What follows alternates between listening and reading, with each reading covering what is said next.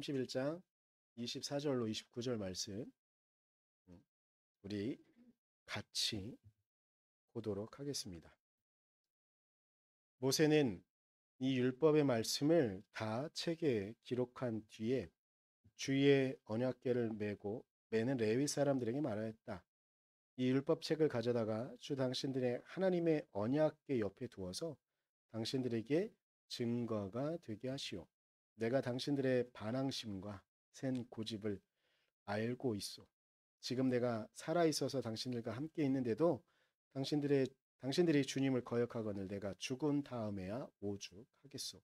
각 지파의 장로들과 관리들을 모두 내 앞에 불러 모으시오. 내가 이 말씀을 그들의 귀에 들려주고 하늘과 땅을 증인으로 세우겠소. 나는 압니다. 내가 죽은 뒤에 당신들은 스스로 부패하여 내가 지시하는 길에서 벗어날 것이요.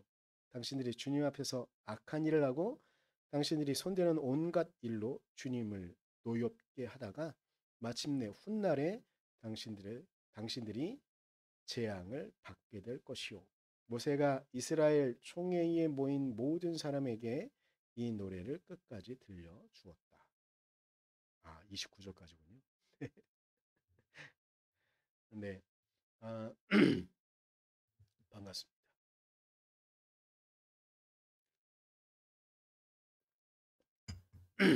수연이와 송이는 오늘은 안 올까 싶었는데 같이 올라와서 또 둘이 커플티를 입고 있어서 너무 이쁘네 옷이.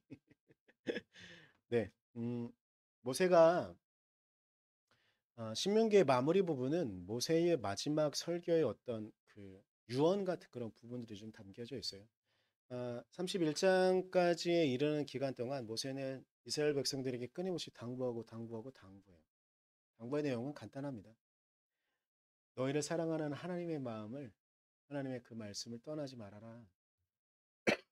하나님께서 너희를 여기에 이제 부연설명을 계속 붙이는 거예요. 하나님께서 너희를 사랑하셔서 너희가 정말 의미 없는 민족인데 너희를 선택하신 거다. 근데 너희들이 막 이것도 부연 설명이에요. 너희들이 막 지혜로운 것 같이 아니 너희들은 지혜롭지도 않아. 너희들은 뭐 다른 민족보다 더 힘센 것 같이 너희는 힘세지도 않아. 그런데 하나님께서 너희를 사랑하셔서 너희를 당신의 백성으로 부르신 거니 이 말을 정말 하고 싶은 말을 또 하는 거죠. 하나님은 너희를 사랑하시니 너희들이 하나님의 사랑에서 떠나지 말아라.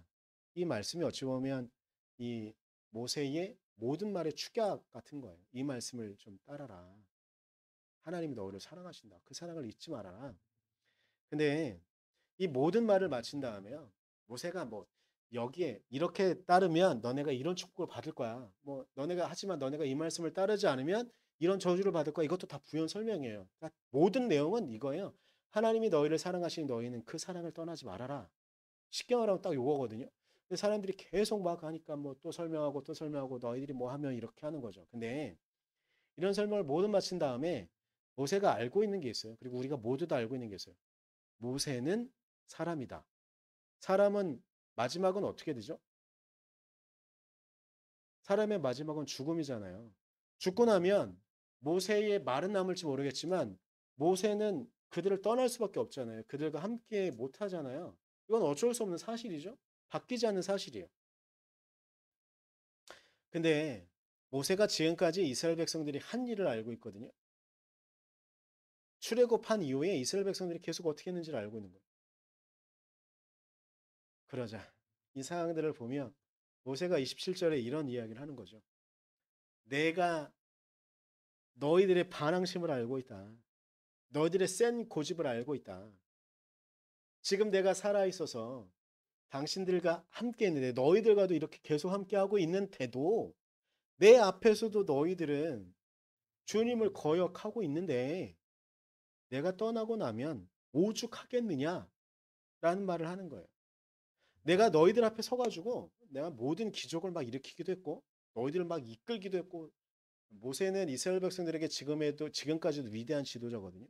단순히 이스라엘 백성들에게만 위대한 지도자가 아니라 많은 지도자들이 자신의 이상적인 모델로 삼는 지도자 중에 하나가 모세예요.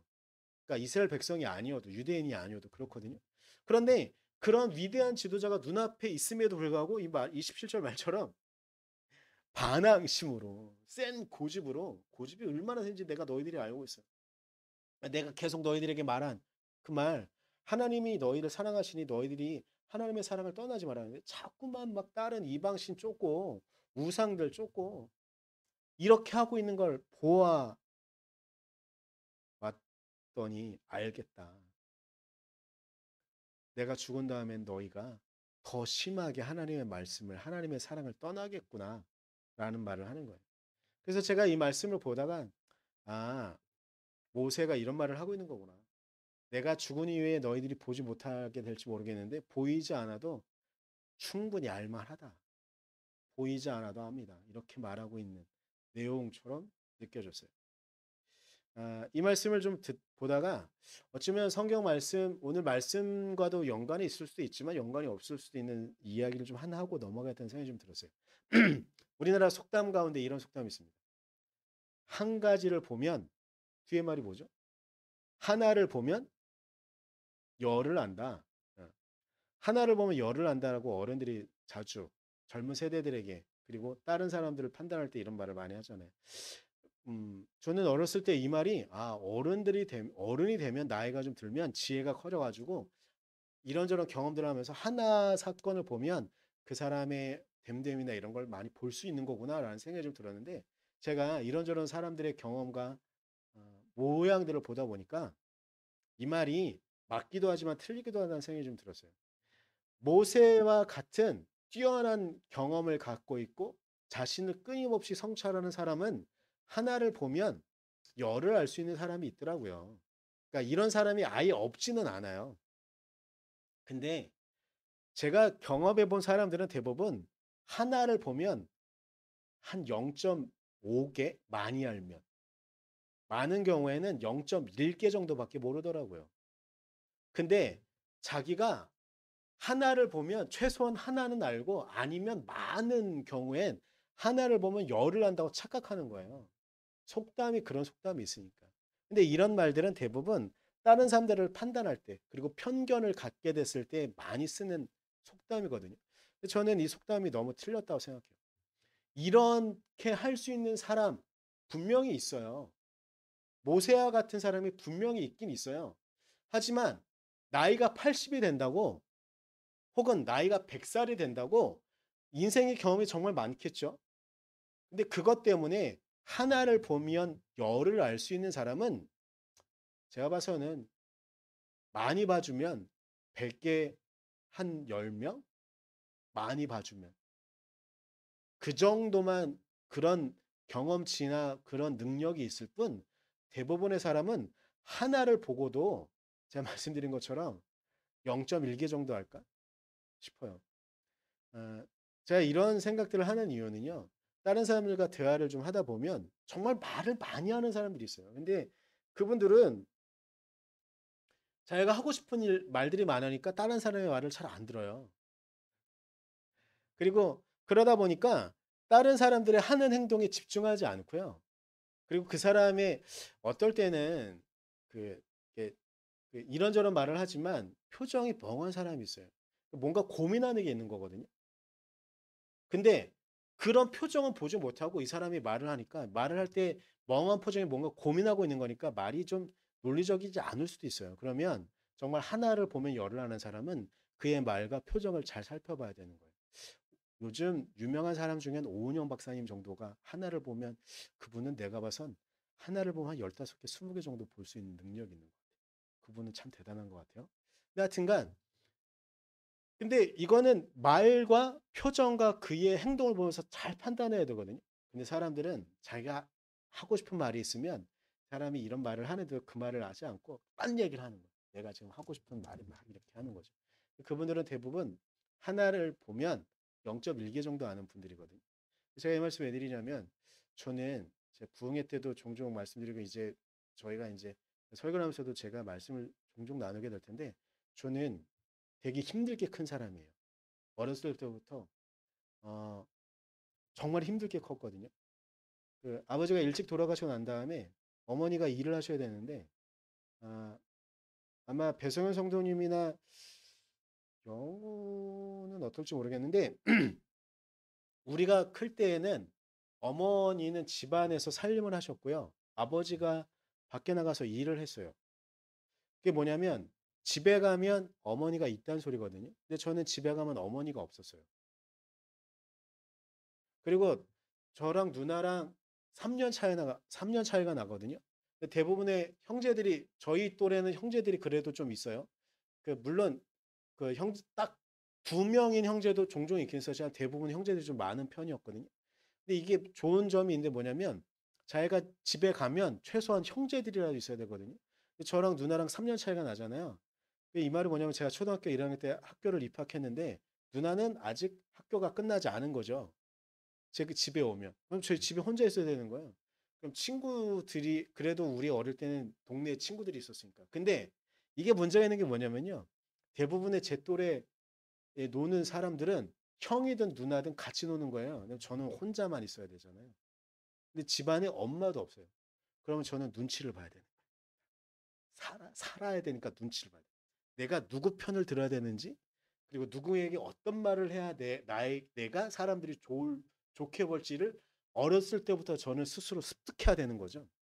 이런 눈치를 계속 봐야 되는 거예요. 저는 그렇게 컸어요.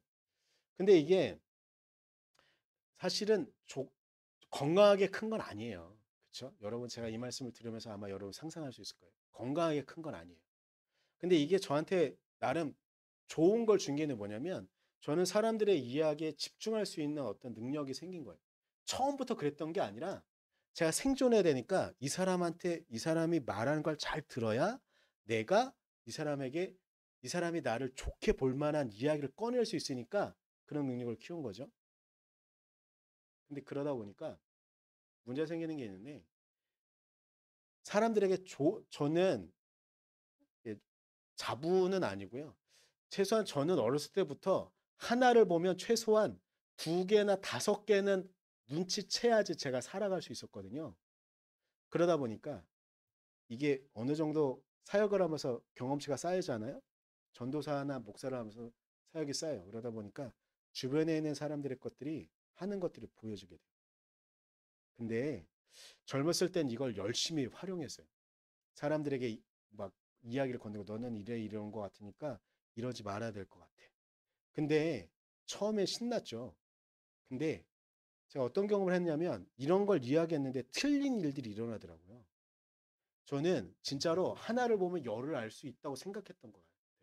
근데 경험을 하다 보니까 그렇지 않더라고요. 어렸을 때는 하나를 보면 두 개에서 많이는 다섯 개는 볼 수 있다고 스스로 생각했던 것 같아요. 근데 하다 보니까 그렇지 않더라고요.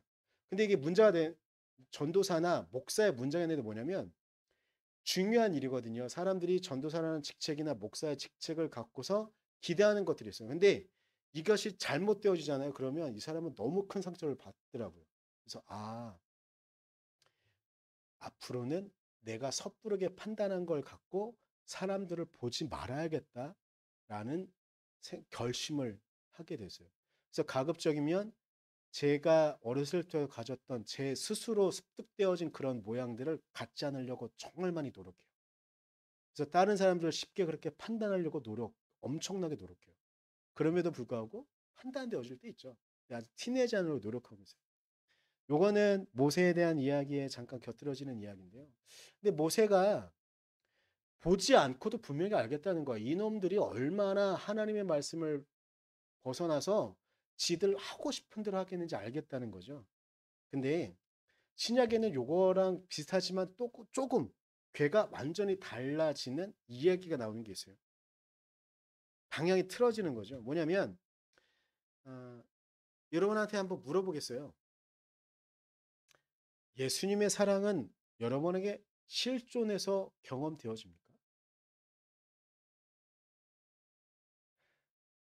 저는 환상 가운데도 예수님을 본 적이 없어요. 저는 일단 예수님을 본 적이 없거든요. 근데 보이지 않는 그 예수님을 우리가 믿을 수 있을까요? 오늘 설교 제목처럼 보이지 않아도 하나님의 사랑이 우리를 지켜주고 계시다고 예수 그리스도의 그 십자가의 사랑이 나를 지켜주고 계시다고 나는 믿을 수 있을까요? 보이지 않아도 알 수 있을까요?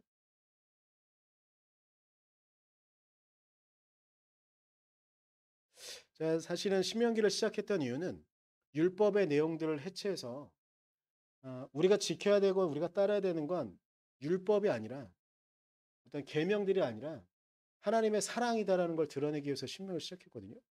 근데 음 여러분들이 제가 아까 말씀드린 거랑 똑같은 거예요. 제가 이제 하나를 말씀드리잖아요. 그걸 갖고 여러분이 하나라도 온전히 받아들이고 있는가?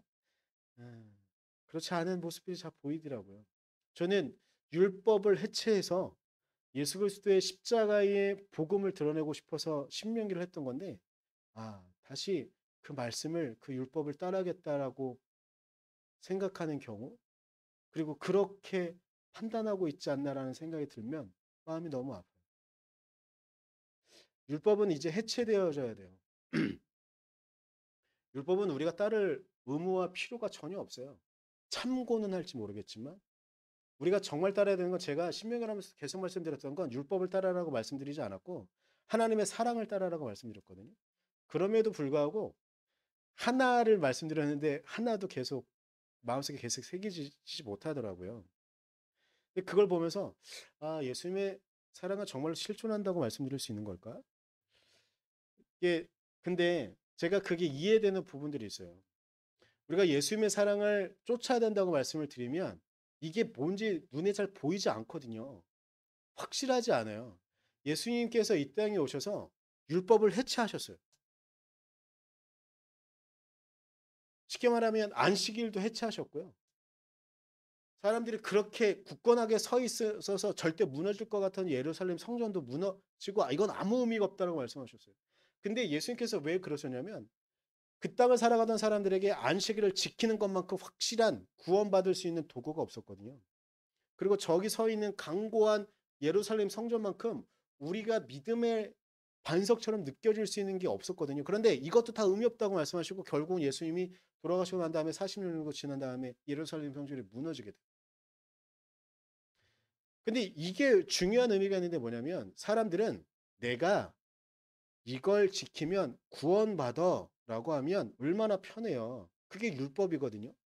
근데 예수님께서는 이것이 필요 없다고 말씀하신 거예요. 자, 그래서 신명기를 말씀드리면서 우리의 마음 가운데 그 하나님의 마음을 새겨야 된다고 말씀드렸던 이유는 뭐냐면 우리의 마음은 유동적으로 계속 움직이잖아요. 근데 그 우리가 따라야 되는 하나님의 사랑도 그렇게 유동적으로 계속 움직이는 거예요. 그래서 우리는 계속 하나님의 사랑을 우리의 마음 가운데 쫓아가야 되는 거죠. 보이지 않는데 그 말씀을 따라가야 되는 거예요. 예수님의 사랑은 우리 눈앞에 정확히 보이지 않아요. 보이지 않을 수도 있어요. 근데 때로는 이건 예수님의 사랑이구나 하면서 우리가 사랑을 행하게 하는 거죠. 제가 어제 성경학교 2일차를 하면서 참 재밌는 경험을 했는데 최춘현 선생님이 계속 밑에서 뭔가를 갖고 올라와요. 이거 우리 같이 먹어 갖고 올라요. 저는 그걸 통해서도 물론 최준호 선생님은 그런 마음을 가졌는지는 잘 모르겠지만 저는 그걸 보면서도 하나님께서 최준호 선생님의 마음 가운데 이게 예수님의 사랑이야 하면서 그 빵을 갖고 올라오게 하고 그 아이스크림을 갖고 올라오게 하고 그리고 어제 이제 하면서 황지윤 사모님이 아이스크림을 사오셨는데 이것도 저는 첫날 할 때 저는 분명히 송이란다 수연이가 요절을 외우고 있는 걸 봤거든요. 근데 수연이가 용기를 못 내고 말을 못 하는 거야. 근데 황지윤 사모님도 그걸 느낀 것 같아. 그러니까 일부러 미리 준비해 가지고 수연이한테 이따가 요거 할 건데 요거 수연이가 해야 돼. 이렇게 하는 걸 전 봤거든요. 그랬더니 수연이가 했어. 그래서 다른 사람이 받는 아이스크림의 양을 충분히 받을 수 있었어. 저는 그것도 황지윤 사모님께 이런 하나님의 마음을 하나님의 사랑을 예수 그리스도의 마음을 그렇게 발견하게 한 거라고 느껴져요. 근데 요거는 계속 유동적으로 움직이는 거고요. 이때는 이것이 예수님의 사랑이에요. 저 때는 저게 예수님의 사랑이에요. 그렇게 움직이는 거죠. 보이지 않아요. 우리 지금 이 앞에 예수님의 십자가 이쪽이구나. 예수님의 십자가가 있어서 눈에 잘 보이지만 예수님의 사랑이 어떤 것인지 우리는 정확히 어느 경우에나 100가지의 경우에 100가지에 딱 맞는 예수님의 사랑의 경우는 없어요. 이때는 이게 맞고요.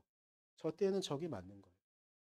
우리가 저는 우리 교회 요즘 교회에서 예배 드릴 때 저는 기분이 정말 좋아요. 여러분들이 교회 오는 걸 기뻐하고 교회에서 서로 이야기를 나누는 게.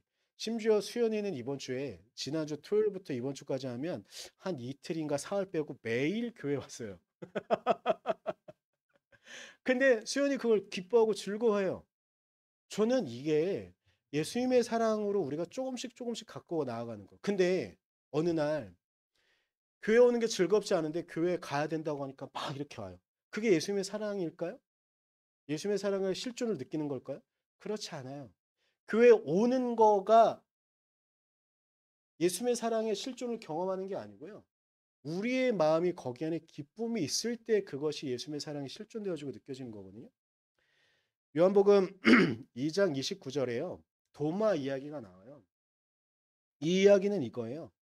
도마가 예수님께서 부활하셔도 사람들이 말하는데 나는 예수님이 어떻게 부활해? 사람이 죽었는데 육체가 어떻게 부활하? 이렇게 하는 건데 아니면 가짜인가? 이런 이야기를 하고 있는 가운데 예수님께서 도마에게 자신의 상처난 못자국난 손을 내미세요. 그 도마가 만질 수 있도록 하세요. 그러면서 예수께서 말씀하세요. 너는 나를 보았기 때문에 믿느냐? 물론 이 말씀은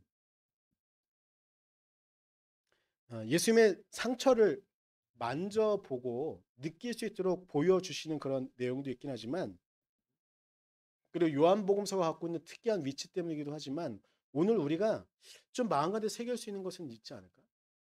우리가 보이지 않지만 예수님의 저는 사실 환상 가운데라도 예수님을 보고 싶은 마음이 굳이 없어요. 볼 수 있다면 감사하긴 하겠지만 그러지 않아도 저는 여러분들을 통해서 예수님의 사랑을 봐요.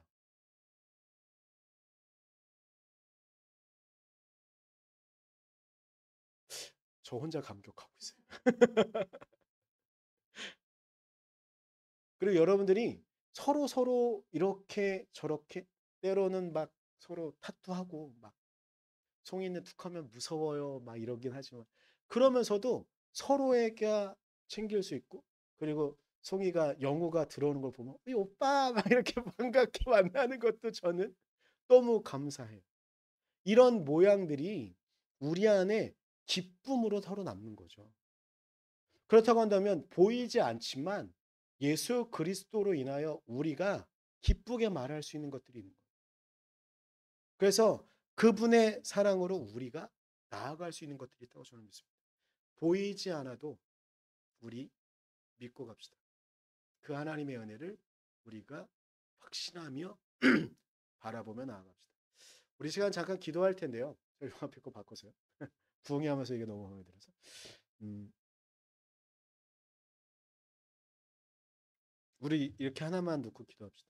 주님, 예수 그리스도께서 우리의 눈에 보이지 않아도 우리가 그 예수 그리스도를 믿으며 이 땅을 살아가겠습니다. 이 결단의 기도 하나만 놓고 기도하고 자 기도하고 축도로 예배 마치도록 하겠습니다. 기도합시다.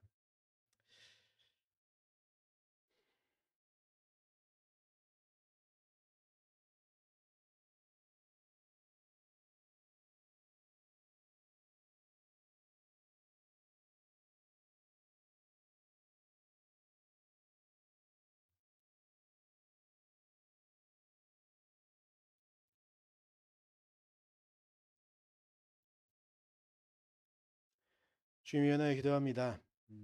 모세는 이스라엘 백성들을 떠나며 그들이 얼마나 패역하고 그들이 얼마나 하나님의 말씀을 따르지 않을 것인가 보이지 않아도 안다고 말하였습니다. 그러나 이것을 예수님께서는 역전시켜서 보지 않고도 믿을 수 있는 믿음에 대한 말씀을 하셨습니다. 하나님, 우리에게 당신의 말씀을, 당신의 마음을 허락해 주셔서 우리가 예수 그리스도를 우리의 눈으로 직접 목격할 수는 없지만 성경 말씀을 통하여 그리고 우리가 우리에게 서로 행하여지는 일들을 바라보며 예수 그리스도의 마음을 그 사랑을 경험할 수 있도록 하시고 보이지 않아도 우리와 함께하고 계시는 예수 그리스도의 그 은혜를 쫓아 나아갈 수 있는 우리가 되어질 수 있도록 주님 우리를 축복하시고 이끌어 주시옵소서.